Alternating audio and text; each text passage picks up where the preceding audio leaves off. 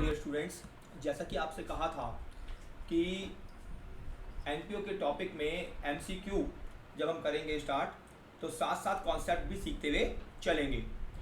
तो बेटा मैं आपके सामने एमसीक्यू का पहला क्वेश्चन लेकर आ गया, तो ध्यान से पढ़ लेंगे इस क्वेश्चन को। क्या कह रहा है क्वेश्चन? Subscription collected. तो बेटा बहुत इंपॉर्टेंट टॉपिक है सब्सक्रिप्शन आपका, और इसके ऊपर ही आपको ये एमसीक्यू दे रखा है। तो क्या रखा है एमसीक्यू में? Subscription collected during the year ended 31 मार्च 2019। तो बेटा 31 मार्च 2019 का मतलब ये हो गया कि ये जो ईयर है ये हमारा 18-19 के लिए है, हम अपने अकाउंट्स बना रहे हैं। और उस साल में जो आपका सब्सक्रिप्शन रिसीव्ड था वो 2,50,000 था। Subscription in arrears for the year ended 31 मार्च 2019। बेटा 19 इसी साल के एंड में, 19 के एंड में जो सब्सक्रिप्शन मिलना बाकी है, सब्सक्रिप्शन एरियर्स मतलब आपका जो सब्सक्रिप्शन मिलना बाकी है, आप इसे आउटस्टैंडिंग सब्सक्रिप्शन भी कह सकते हैं। तो ये मिलना बाकी कितना? 6,000। और बेटा लास्ट में दे रखा है subscription received in advance for the year ended 31 मार्च 2020। मतलब नेक्स्ट ईयर के लिए सब्सक्रिप्शन आपको इस साल में मिल गया। 31 मार्च 2020 का मतलब 19-20 का सब्सक्रिप्शन आपको 18-19 में ही रिसीव हो गया था। तो ये आपका सब्सक्रिप्शन रिसीव्ड इन एडवांस यानी कि एडवांस एट द एंड है। तो लिख दूं ये वाली figure advance at the end, इसे याद कर लो भाई। इस साल के एंड में, जिस साल के आप अकाउंट बना रहे हैं उस साल के एंड का ये एडवांस है, और ये जो 31 मार्च 2019 का अरियर है तो ये आउटस्टैंडिंग एट द एंड है। तो बेटा याद रख के चलेंगे इस फिगर को, ये 6,000 को हम क्या बोलेंगे? Outstanding at the end, at the end. तो बेटा पहला क्वेश्चन क्या कह रहा है? which amount of subscription will be transferred to the asset side of closing balance sheet। तो बेटा आपको पता होना चाहिए जब भी हम क्वेश्चन करते हैं सब्सक्रिप्शन का, एनपीओ का, तो वहां पे एक ओपनिंग बैलेंस शीट और एक क्लोजिंग बैलेंस शीट दोनों ही खोल के चलते हैं। तो यहां पर आपसे पूछा कि क्लोजिंग बैलेंस शीट के एसेट साइड पर कौन सा अमाउंट अपीयर होने वाला है। तो बेटा यह पता होना चाहिए आपको कि ये अमाउंट जो होता है वो होता है आउटस्टैंडिंग और अरियर एक ही बात है, लेना बाकी है आपने ये अरियर्स एट द एंड। मतलब जिस साल के आप अकाउंट बना रहे हैं उस साल के एंड वाली डेट पर जितना सब्सक्रिप्शन का अमाउंट मिलना बाकी है। तो बेटा क्लियर है कि आपको 6,000 रुपये मुझे दिख रहे हैं मिलने बाकी हैं। तो इसका आंसर क्या हो जाएगा बेटा? सी आंसर हो जाएगा। 6,000 will be the right answer. Okay, now we are coming on the second question. Which amount of subscription will be transferred to income and expenditure account। मतलब इस साल में यानी कि 18-19 में इनकम एंड एक्सपेंडिचर अकाउंट के अंदर क्रेडिट साइड पे आपने कितना अमाउंट ट्रांसफर किया। तो बेटा याद होना चाहिए इसके लिए कि जितना अमाउंट 18-19 में रिसीव हुआ उसमें आप ऐड कर दो आउटस्टैंडिंग एट द एंड। ठीक है जी, साल के एंड में जितना मिलना बाकी है। आउटस्टैंडिंग वर्ड से कंफ्यूज नहीं होना है। आउटस्टैंडिंग मतलब यहाँ पे अरियर्स ही है, मिलना बाकी है, कितना अमाउंट मिलना बाकी है। तो आउटस्टैंडिंग एट द एंड को आप ऐड कर दो, और एडवांस क्योंकि नेक्स्ट ईयर का एडवांस है, इस साल से रिलेटेड नहीं है, उसे आप माइनस कर दो। तो बेटा एडवांस एट द एंड को माइनस कर दो। एडवांस एट द एंड का मतलब जो नेक्स्ट ईयर का एडवांस था इस साल में ही मिल गया आपके करंट अकाउंटिंग ईयर में जो आपको रिसीव हो गया, तो बेटा उसे आप माइनस कर दो। तो बेटा वो कैसे जाएगा? रिसीव्ड है आपका 2,50,000। ओके, उसमें आप 6,000 प्लस कर देंगे और 5,000 आप माइनस कर देंगे। तो बेटा ये जो फिगर आ जाएगी, ये 6 प्लस किया 5 माइनस किया तो 2,51,000 will be the right answer. तो फटाफट देख लो ABCD sir, 2,51,000 is the right answer. तो B is the correct answer. Now we are coming on the third question. तो बेटा इसी तरह हम एक एक करके क्वेश्चन करते जाएंगे एमसीक्यू के। आपको पता है आपके अपकमिंग एग्जाम में एमसीक्यू के 40 मार्क्स 40% कवर करने वाला है, तो आपके लिए बहुत इंपॉर्टेंट है। मैंने पूरा सब्सक्रिप्शन, पूरा एनपीओ आपके लिए कवर कर दिया है। आप पूरी वीडियो और आगे आने वाली वीडियो भी सारी ध्यान से देखें और आप एमसीक्यू की प्रैक्टिस करते चलें। तो विच क्वेश्चन नंबर थर्ड क्या कहता है, which amount will be transfer to liability side. Liability side बेटे कौन सा अमाउंट आपका लाइबिलिटी साइड में आएगा, वो भी क्लोजिंग बैलेंस शीट। बेटा क्लोजिंग बैलेंस शीट किस दिन बनाई जाती है, अकाउंटिंग ईयर के एंड में, यानी कि 31 मार्च 2019 के दिन ये बैलेंस शीट बन रही है।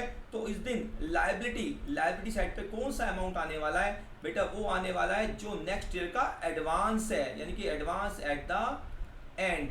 याद रखें एडवांस एट द एंड जो होता है वो लाइबिलिटी में आता है, और आउटस्टैंडिंग जो एट द एंड है वो लेना बाकी है, मिलना बाकी है आपको, इसीलिए वो एसेट साइड पे अपीयर होता है। ठीक है ना भाई, लाइबिलिटी तो वही होती है जो देनी बाकी है, या आपको कोई इनकम एडवांस में मिल गई, तो इनकम कौन सी एडवांस में मिल गई, एडवांस इनकम, एडवांस सब्सक्रिप्शन। तो बेटा आप देख लो कौन सी फिगर बन रही है, वो आपको दे रखा है एडवांस एट द एंड, मैंने यहाँ लिखा भी हुआ है आपके लिए, advance at the end 5000 rupees, right. तो बेटा 5000 देखो भाई ABCD, तो बेटा C यानी कि 5000 will be the right answer for you. तो ये पहला क्वेश्चन आपका कवर हो गया, अच्छे से आप समझ लिया आपने।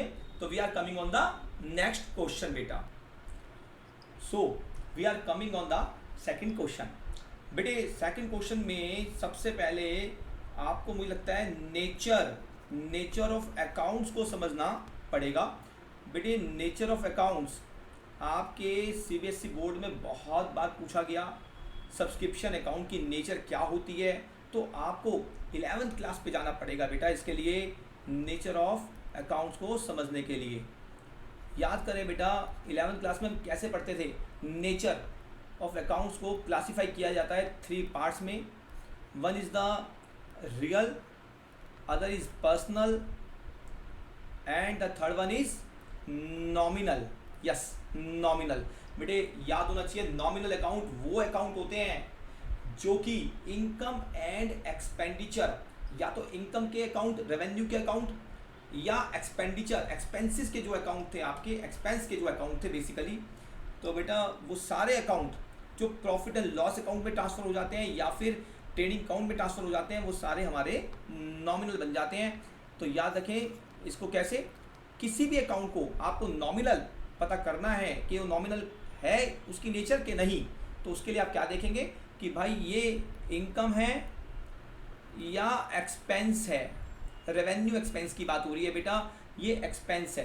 तो यदि रेवेन्यू नेचर है या इनकम है और या फिर एक्सपेंस है, तो बेटा वो सारे हमारे नॉमिनल होते हैं। इसी तरह पर्सनल की बात करें तो persons, all account of persons और ऑर्गेनाइजेशंस। तो बेटा चाहे वो पर्सन का अकाउंट हो चाहे ऑर्गेनाइजेशन का अकाउंट हो, जैसे कि all liabilities are the personal, right. Debtors नाम है ना, नाम, तो बेटा पर्सन के अकाउंट है, चाहे वो डेटर है चाहे क्रेडिटर है, ऑल लाइबिलिटीज में कह ही चुका, वो सारे ही पर्सनल होते हैं। ऑर्गेनाइजेशन की बात करता हूँ तो बेटा बैंक आपका पर्सनल होता है क्योंकि वो ऑर्गेनाइजेशन है। तो बेटा पर्सनल अकाउंट आपने सीख लिया, कौन कौन से अकाउंट पर्सनल होंगे, ऑल लाइबिलिटीज, कैपिटल, ड्राइंग्स सब पर्सनल होते हैं, और जितने भी बैंक हैं, ऑर्गेनाइजेशन हैं, उनके नाम के अकाउंट पर्सनल होते हैं। इनको छोड़ दें, पर्सनल और नॉमिनल को छोड़ दें, तो बेटा जो बच जाएगा वो सारे के सारे हमारे कौन से हैं, रियल, जैसे कि फिक्स्ड एसेट्स। तो बेटा फिक्स्ड एसेट्स है, कैश है, तो बेटा हमारे कौन से अकाउंट होंगे, वो क्या नेचर होगी उनकी, रियल नेचर होगी बेटा। तो बेटा फिक्स्ड एसेट्स लिख देता हूँ, इधर से बेटा कैश लिख देता हूँ आपके लिए रेफरेंस के लिए, तो वो सब रियल होते हैं। अब याद रखें, यदि ये सब याद हो गया हो आपको तो आ जाओ क्वेश्चन पे। तो बेटा क्वेश्चन कहता है what is the nature of subscription account. आपको पता होना चाहिए कि सब्सक्रिप्शन हमारा एनपीओ के लिए मेन इनकम सोर्स होता है, रेवेन्यू नेचर होती है। तो बेटा रेवेन्यू नेचर होती है और इनकम सोर्स है ये, तो इसीलिए ये कौन सा बन गया, क्या बन गया बेटा, नॉमिनल अकाउंट बन गया। तो बेटा real, personal, nominal, C is the right answer. Now we are coming on the third question, what is the nature of income and expenditure account. बेटा इनकम एंड एक्सपेंडिचर अकाउंट की nature क्या होगी। आपको कहा था कि यार नेचर देखना है ना, तो पहले नॉमिनल पे देखो, मतलब देखो कि यार ये कोई इनकम या एक्सपेंस अकाउंट तो नहीं, ये तो बेटा इनकम एंड एक्सपेंडिचर अकाउंट की बात हो रही थी नॉमिनल में, तो ये बात तो यही पकड़ी गई कि income and expenditure account will be the nominal account बेटा।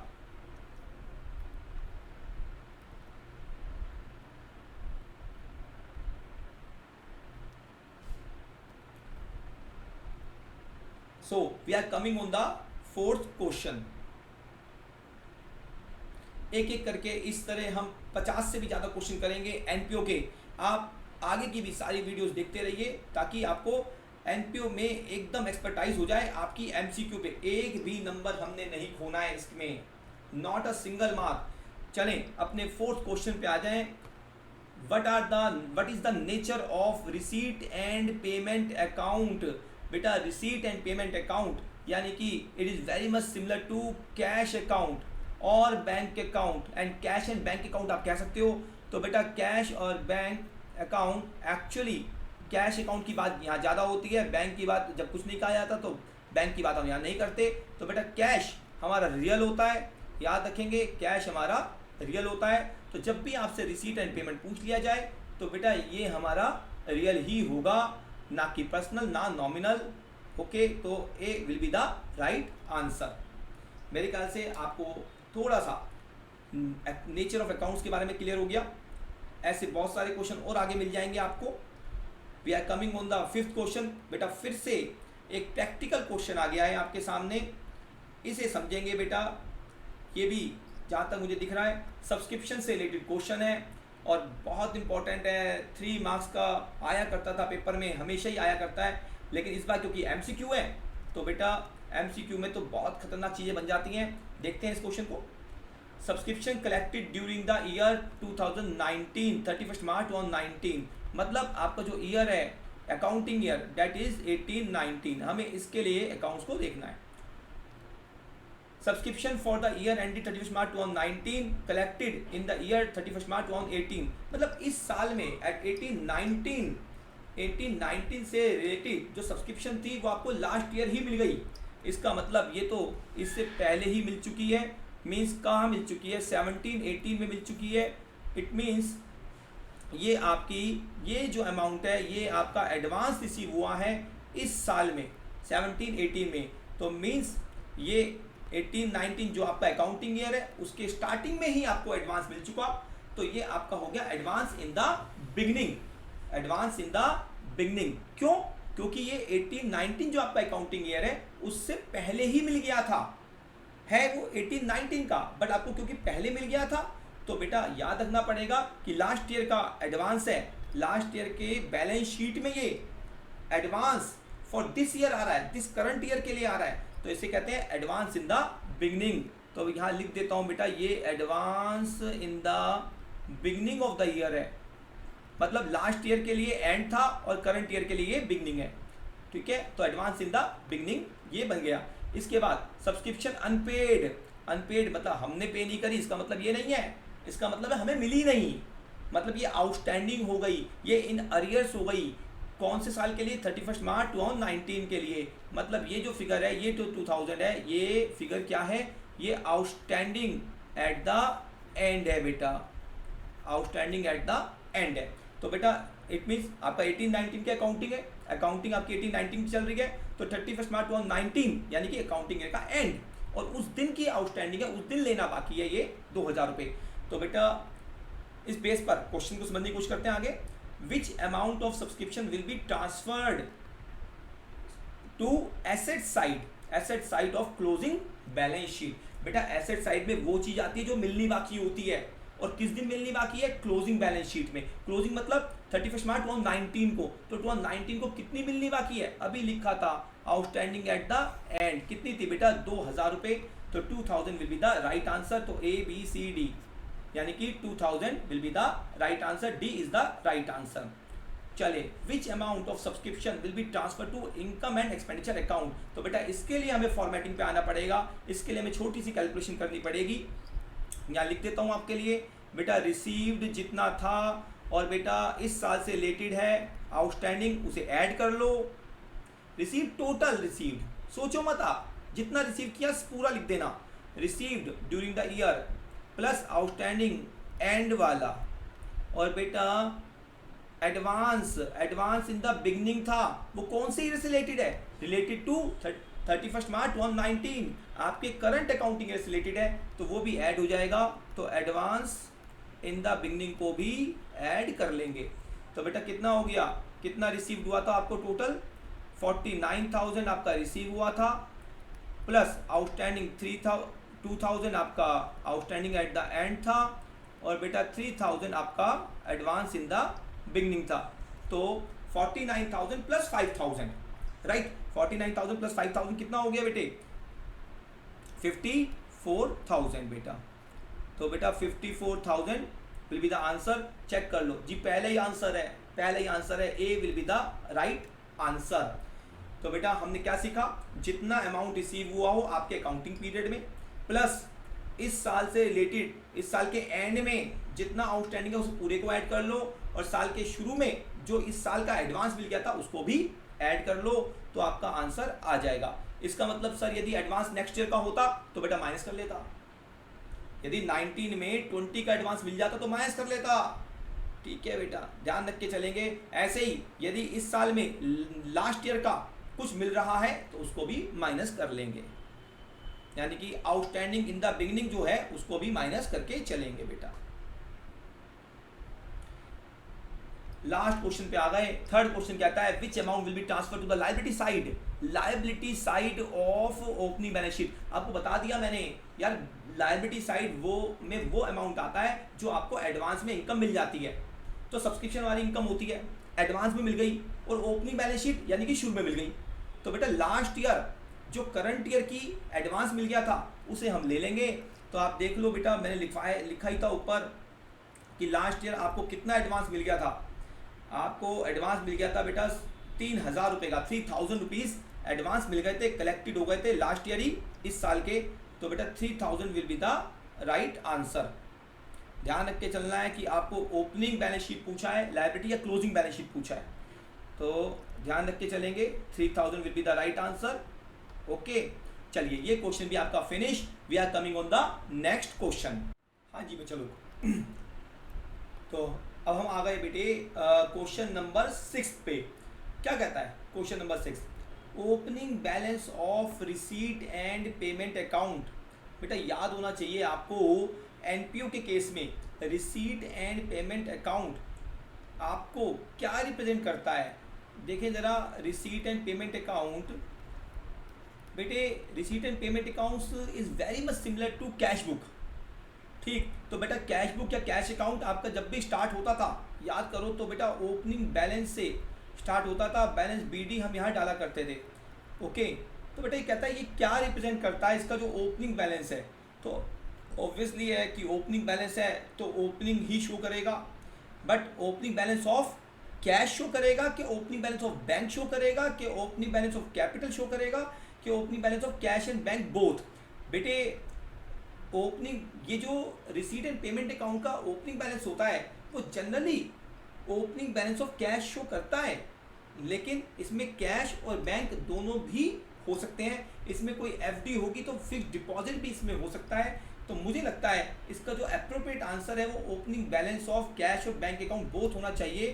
तो बच्चे मेरे हिसाब से D is the right answer. D is the right option, not ना कि कैश और बैंक, क्योंकि आपको इन्होंने कैश और बैंक दोनों ही दे दिए हैं। We are coming on the 7th question. हम आ गए क्वेश्चन नंबर 7 पे। तो क्वेश्चन नंबर 7 क्या कह रहा है बेटे? Closing balance of receipt and payment account क्या शो कर रहा है, क्या रिप्रेजेंट कर रहा है? तो बेटा closing balance of, closing balance है तो by balance CD he show करेगा, कैश का, बैंक का या एफडी का। तो बेटा यहाँ पे आपको दे रखा है कि option 1 closing balance of cash, closing balance of bank, closing balance of cash and bank account, तो क्लोजिंग बैलेंस ऑफ कैपिटल। तो बेटा मेरे हिसाब से कैश और बैंक लिख देना ज़्यादा बेटर है कि इसकी बजाय कि आप इनमें कैश लिखें कि बैंक लिखें। तो ऑप्शन में बच जाइए, सी इज़ द राइट ऑप्शन। ए और बी से ज़्यादा अच्छी ऑप्शन आपके लिए सी ही रहेगी। Now we are coming on the question number 8। In NPO opening balance sheet, opening balance sheet बेटा ओपनिंग बैलेंस शीट हम नॉन प्रॉफिट ऑर्गेनाइजेशन में हमें बनानी पड़ती है, उसके पीछे एक रीज़न होता है। यहाँ पर आपको ट्रायल बैलेंस गिवन नहीं होता, और आपको याद होगा कि आप जब फाइनल अकाउंट करते थे 11वीं क्लास में तो ट्रायल बैलेंस गिवन होता था और कैपिटल का बैलेंस उस ट्रायल बैलेंस में दे रखा होता था। बट एनपीओ के जो फाइनल अकाउंट होते हैं वहाँ पर आपको receipt and payment account given होता है, ट्रायल बैलेंस गिवन नहीं होता। तो इसीलिए आपको कैपिटल का ओपनिंग बैलेंस चाहिए, और बेटा कैपिटल का भी नहीं, कैपिटल फंड का ओपनिंग बैलेंस चाहिए। यहाँ कैपिटल नहीं होती, कैपिटल फंड होता है, राइट। तो बेटा ओपनिंग बैलेंस शीट हम क्यों बनाते हैं? बेटा वो बनाते हैं कैपिटल फंड का ओपनिंग बैलेंस फाइंड आउट करने के लिए। तो ऑप्शन में चेक कर लेते हैं, opening balance of capital fund, closing balance of capital fund, opening balance of cash and closing balance of cash. तो बेटा ये कैश वैश तो होता नहीं, आपको opening balance of capital fund is the right answer, A is the right answer. Now we are coming on question number 9th, subscription received by a club, by a club. Club बेटा NPO non profit organisation होती है club. तो बेटा यदि subscription receive होती है तो उसको कैसे ट्रीट करते हैं, पता होना चाहिए कि सब्सक्रिप्शन की नेचर रेवेन्यू नेचर होती है, रेवेन्यू नेचर होती है, राइट। और बेटा जो भी रेवेन्यू नेचर होता है वो इनकम एंड एक्सपेंडिचर अकाउंट में ही जाता है, और क्योंकि ये इनकम है, इनकम सोर्स है, रेवेन्यू जनरेट हो रहा है यहाँ से, आपका इनकम सोर्स है, तो ये ऑब्वियसली क्रेडिट साइड पर ही जाएगा। तो यहाँ पे लिख भी देते हैं, क्या लिखा, क्या पूछा, treated as revenue receipts, capital receipts, revenue expenditure, capital expenditure. होता तो ये रिसीट्स ही है, सब्सक्रिप्शन आपको मिलती है, तो बेटा रेवेन्यू नेचर ही होता है, तो A is the right answer. यदि कैपिटल रिसीट्स होती तो इसे हम बैलेंस शीट में लायबिलिटी साइड पे डाल देते। Now we are coming on question number 10th। बेटा इसी तरह हमें पूरे 50 क्वेश्चन से भी ज़्यादा हमें यहाँ क्वेश्चन करने होंगे, तब जाके हमारा ये चैप्टर कुछ हमारे हाथ में आएगा और हमारे 100% मार्क्स आएंगे। ध्यान से आप करते रहें एक एक क्वेश्चन मेरे साथ। Out of the following terms which is shown in receipt and payment account, कौन सा अमाउंट आपको रिसीट पेमेंट में शो होता है? तो बेटा याद होना चाहिए जो रिसीट एंड पेमेंट अकाउंट है वो it is very much similar to cash book. तो बेटा कैश बुक जैसा ही है, तो कैश बुक जैसा है, तो बेटा कैश का आना और कैश का जाना, इनफ्लो और आउटफ्लो दोनों ही कैश से रिलेटेड यहाँ पर आने चाहिए। देख लो कौन सा आइटम कैश का है और वो यहाँ पर आ जाएगा। आउटस्टैंडिंग सैलरी आपका ड्यू सैलरी है, ये कुछ कैश से रिलेटेड नहीं है। डेप्रिसिएशन आपका नॉन कैश एक्सपेंडिचर होता है। एक्रूड सब्सक्रिप्शन यानी कि वो सब्सक्रिप्शन जो ड्यू हो चुकी बट मिलनी बाकी है। And life membership fee, life membership fee मुझे लगता है कि ये लाइफ मेंबरशिप फ़ी रिसीव्ड जो हो गई है, ये रिसीव होना चाहिए और ये फिगर आनी चाहिए आपकी income receipt and payment account में। तो D is the correct answer. Now we are coming on question number 11th। ये क्वेश्चन क्या कह रहा है, इन विच अकाउंट और statement donation received during the year is shown, कहाँ पे आएगी, इन विच अकाउंट और स्टेटमेंट। बेटा अकाउंट या स्टेटमेंट, अरे भाई ये दो बातें कैसे हो गई, अकाउंट क्या होता है, स्टेटमेंट क्या होती है, याद रखेंगे। स्टेटमेंट मतलब balance sheet, balance sheet is not an account. कुछ लोग कुछ बच्चे भी ऐसा करते हैं कि यार बैलेंस शीट में डेबिट क्रेडिट साइड ढूंढते हैं, बट याद रखें balance sheet is a statement and income and expenditure account या receipt and payment account are two accounts. In which account और statement donation received during the year is shown. तो बेटा donation जो receive होती है वो कहाँ आती है, जनरल डोनेशन, याद रखेंगे, मैं ये लिख देता हूँ आपके लिए। डोनेशन में बेटा दो बातें होती हैं, जनरल डोनेशन, जनरल डोनेशन कुछ नहीं कहा गया डोनेशन के बारे में, जनरल डोनेशन है तो बेटा वो इनकम एंड एक्सपेंडिचर अकाउंट में आती है, रेवेन्यू नेचर होती है, क्रेडिट साइड। और बेटा यदि ये स्पेसिफिक डोनेशन है, स्पेसिफिक डोनेशन, तो ये अपीयर होती है आपकी क्लोजिंग बैलेंस शीट में लायबिलिटी साइड। कैपिटल नेचर होता है इसका, कैपिटल नेचर होता है, याद रखो, राइट। कभी कभी मिलती है जैसे टूर्नामेंट फंड, तो बेटा ये रेकरिंग नेचर भी नहीं होती, इसीलिए क्लोजिंग बैलेंस शीट में लायबिलिटी साइड आती है। बट जनरल डोनेशन जैसे कि क्वेश्चन में कहा गया, यहाँ पे कहा गया डोनेशन कहाँ पे आएगी, तो बेटा डोनेशन एक जनरल डोनेशन है और बेटा वो अपीयर होने वाली है आपकी कहाँ पर, हाँ जी, income and expenditure credit side. ढूंढ लो फटाफट से क्रेडिट साइड, डेबिट को छोड़ दो, बैलेंस शीट छोड़ दो, credit side of income and expenditure account, C is the right answer beta, C is the right answer. Now we are coming on question number 12. In which account or statement tournament fund received during the year is shown? लो जी ऊपर लिया इस question को तो बेटा tournament fund specific donation, अभी समझाया मैंने आपको, स्पेसिफिक डोनेशन है ये आपके लिए, आपको कहाँ लेके जानी है, कैपिटल नेचर की होती है, और आप क्योंकि कैपिटल नेचर है, नॉन रैकिंग नेचर है, तो इसलिए क्लोजिंग बैलेंस शीट में आएगी, और वो भी लायबिलिटी साइड। ढूंढ लो फटाफट से, liability side of closing balance sheet मुझे नजर आ रहा है A B C C D D C, बताओ कौन सा sir, C is the right answer, C is the right answer. Now we are coming on question number 13, we are coming on question number 13।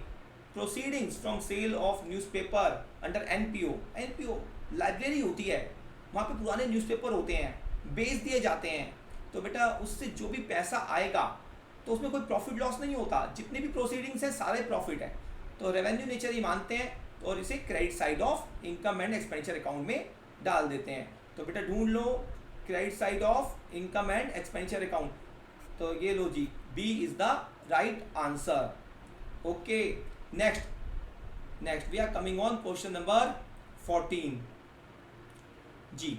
Legacy यानी कि ऐसी will जो free में मिल गई, ऐसा कोई मेंबर जो आपको फ्री में जाते जाते भगवान के पास जाते जाते कुछ दे गया, अपनी विल आपके नाम कर गया, आपके क्लब के नाम कर गया, तो फ्री में मिल रहा है, और ये नॉन रेकरिंग नेचर होती है, कैपिटल नेचर होती है, और लेगेसी आपको होना तो यही चाहिए कि आपको कैपिटल फंड में ऐड कर देना चाहिए, या क्लोजिंग बैलेंस शीट में लायबिलिटी साइड पर आपको शो कर देनी चाहिए। तो लेगेसी जब भी आ जाए तो याद रखो विल है, ये विल वसीयत, ठीक है जी।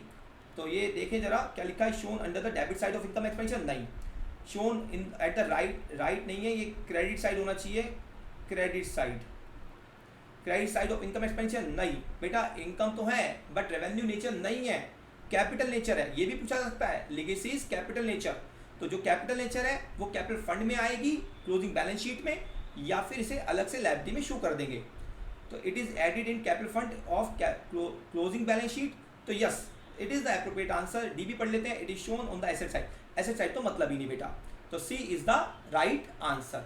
सो we are coming on question number 15। In case of tournament fund already exist, बेटा टूर्नामेंट फंड याद होना चाहिए, स्पेसिफिक डोनेशन है, क्लोजिंग बैलेंस शीट में लायबिलिटी साइड पे पड़ा हुआ है, ये आपका दिखता है आपको ये, तो यदि ये आपका ऑलरेडी एग्जिस्ट कर रहा है, पहले से ही है, और आपको तो income from tournament fund, tournament करवाया आपने, उससे कोई इनकम आ गई, तो वो इनकम कैसे ट्रीट होती है, तो बेटा ये क्वेश्चन एक्चुअली फंड अकाउंटिंग का है। फंड अकाउंटिंग याद होना चाहिए कि फंड से रिलेटेड कोई भी इनकम उसी फंड में ऐड हो जाती है, और फंड से रिलेटेड कोई भी खर्चा उसी फंड में माइनस हो जाता है। For example tournament fund already exist कर रहा है, तो टूर्नामेंट फंड से रिलेटेड कोई भी इनकम है, टूर्नामेंट की इनकम है, that will be added in tournament fund, और यदि कोई खर्चा हो गया, टूर्नामेंट कराने पे खर्चा हो गया, तो बेटा वो टूर्नामेंट फंड से ही माइनस हो जाएगा, सब्ट्रैक्ट हो जाएगा, ठीक है। तो बेटा कॉन्सेप्ट बिल्डअप करवा दिया आपका मैंने, अब एमसीक्यू कर लेते हैं फटाफट से। In case of tournament fund already exist, income of tournament will be treated as, कैसे होगी, added in tournament fund, subtracted from tournament fund, it is shown on the credit side of income expenditure, it is shown on debit side. तो बेटा आप बताएंगे, concept तो आपने सीख लिया, तो कहाँ पे, added in tournament fund, note भी कर लेंगे इस कॉन्सेप्ट को, is very very important question, last to last year exam में 3 मार्क्स का फंड अकाउंटिंग का क्वेश्चन आया आपके पेपर में सीबीएसई बोर्ड के अंदर। तो ये आपका 15 क्वेश्चन यहाँ पे हमारा कंप्लीट हो गया, हम चलेंगे आगे की तरफ।